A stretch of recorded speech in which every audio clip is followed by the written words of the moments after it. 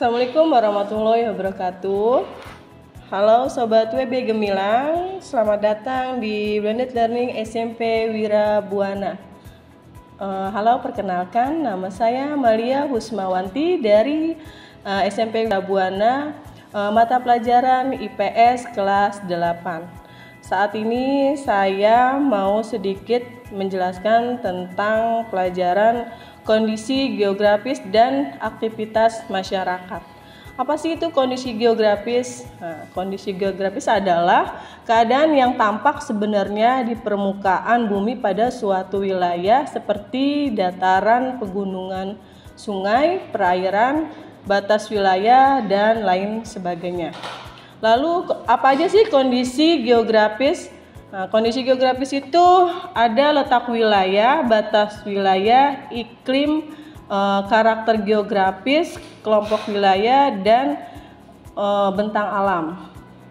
Lalu keragaman kondisi geografis itu ada wilayah dataran tinggi, yaitu bentuk muka bumi yang relatif datar yang letaknya di daerah yang tinggi. Selanjutnya wilayah pegunungan, yaitu dataran atau rangkaian gunung yang tinggi dibandingkan dengan daerah sekitarnya. Lalu wilayah dataran rendah, yaitu bentuk permukaan bumi yang relatif datar dan letaknya di daerah yang rendah.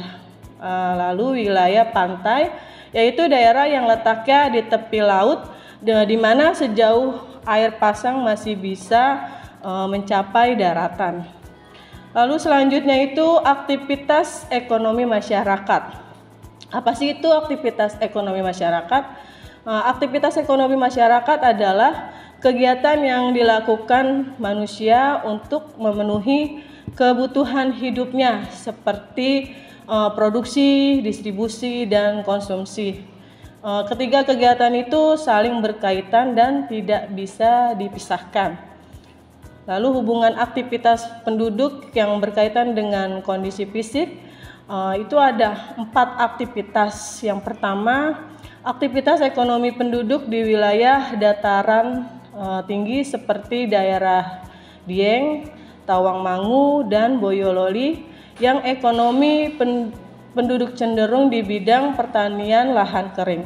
Lalu yang kedua ada aktivitas penduduk wilayah pegunungan seperti area hutan dan perkebunan seperti kina, karet, dan teh.